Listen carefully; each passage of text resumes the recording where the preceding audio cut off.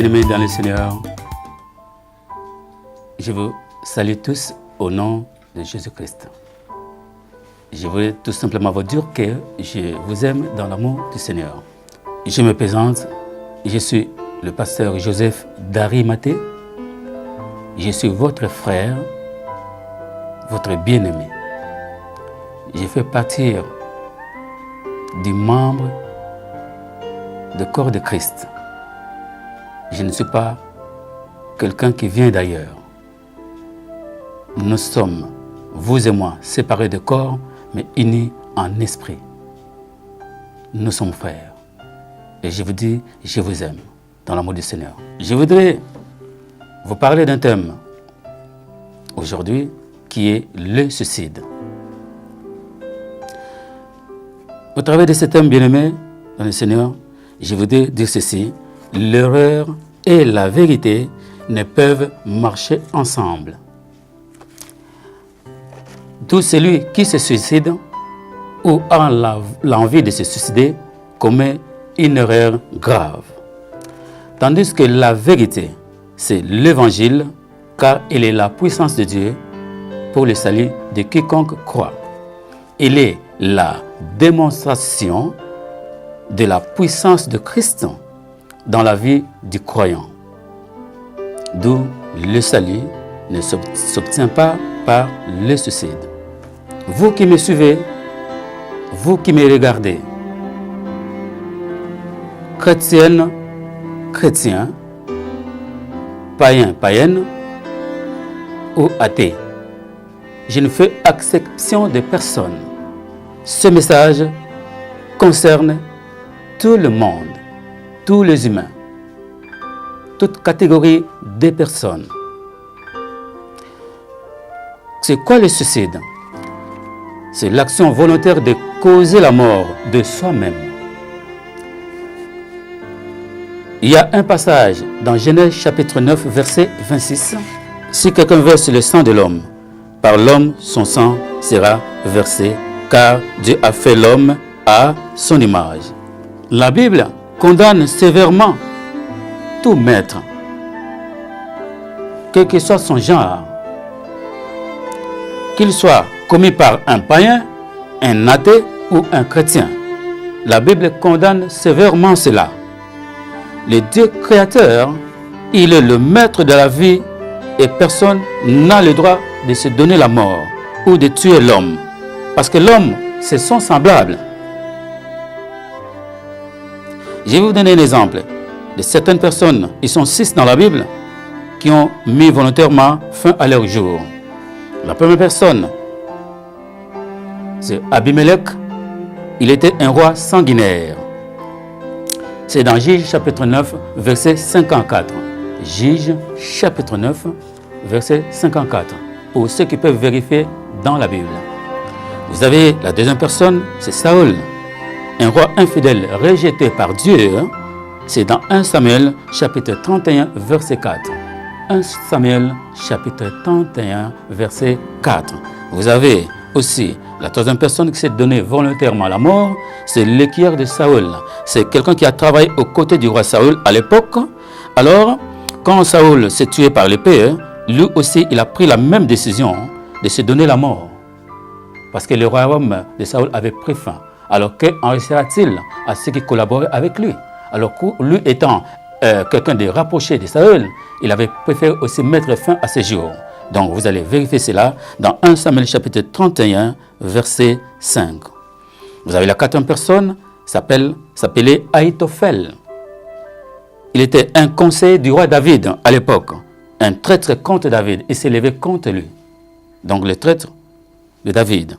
C'est dans 2 Samuel chapitre 17, verset 23. 2 Samuel chapitre 17, verset 23. Nous avons la cinquième personne, s'appelait Zimri.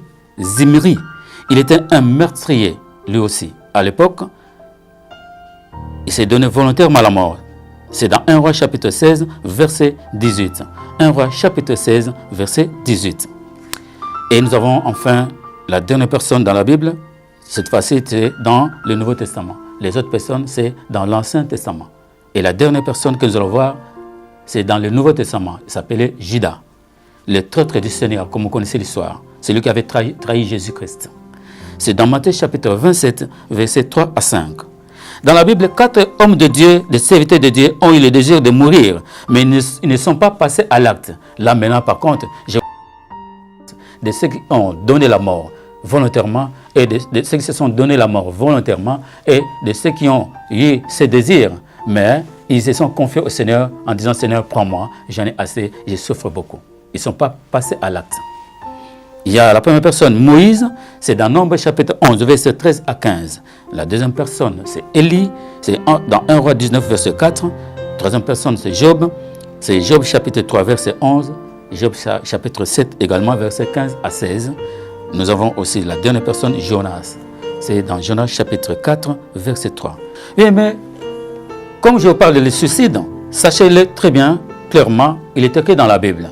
L'homme n'est pas le maître de son souffle pour pouvoir le retenir.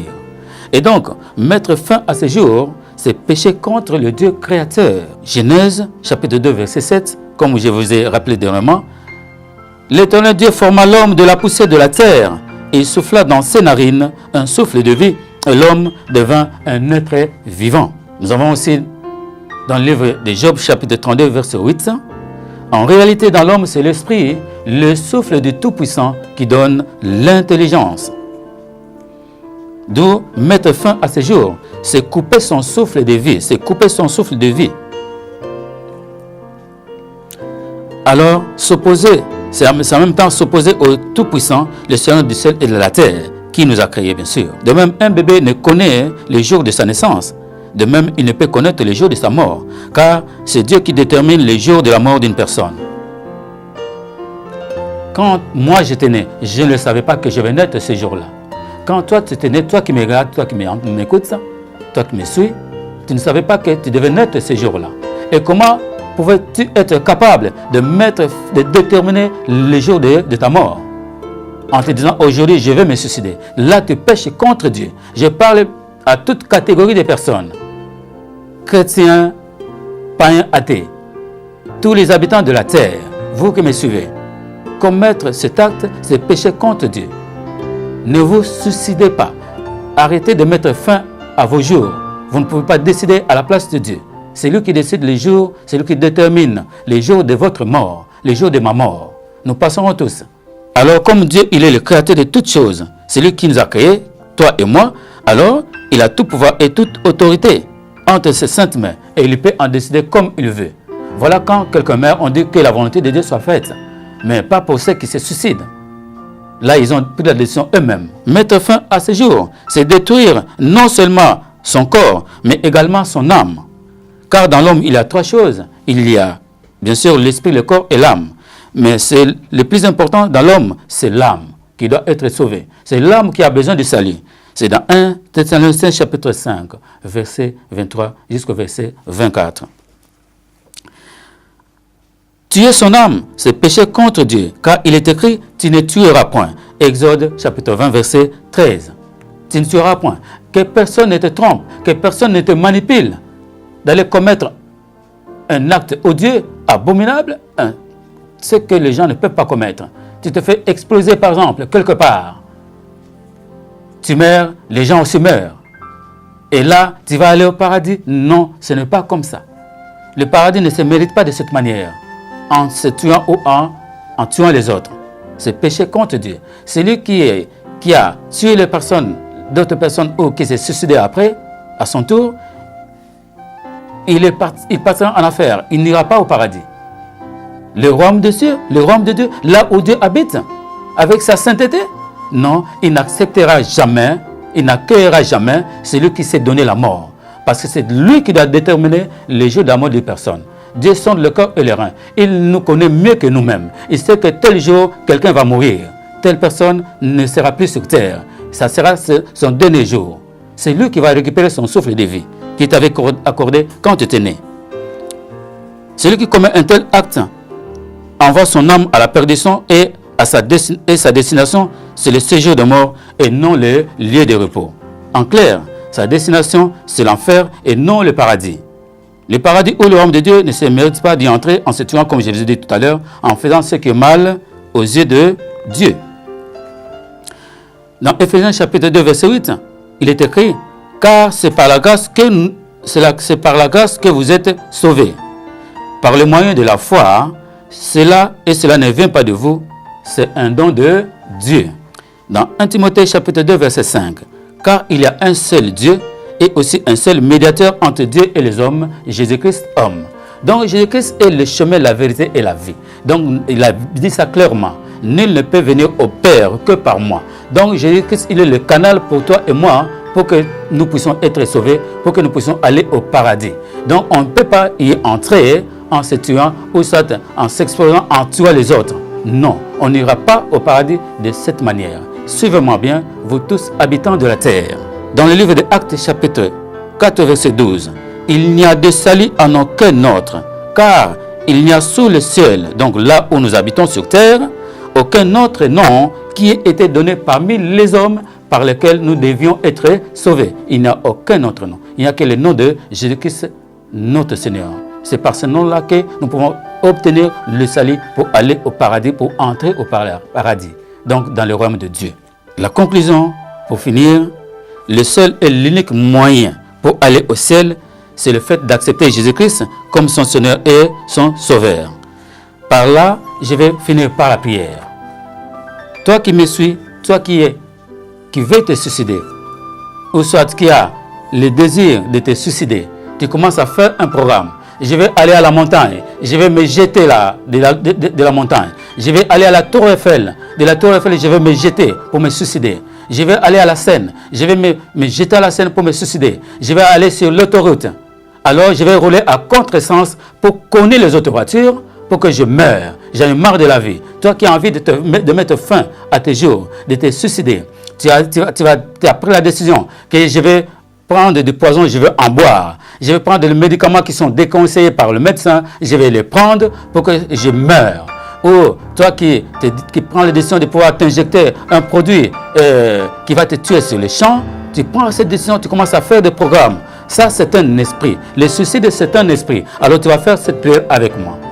Tu vas fermer les yeux avec moi. Seigneur Jésus-Christ, j'ai écouté ta parole. Ta parole m'a encouragé. J'étais dans l'ignorance. Je te demande pardon parce que je ne le savais pas. Je suis chrétien, mais je vois que tout ne marche pas.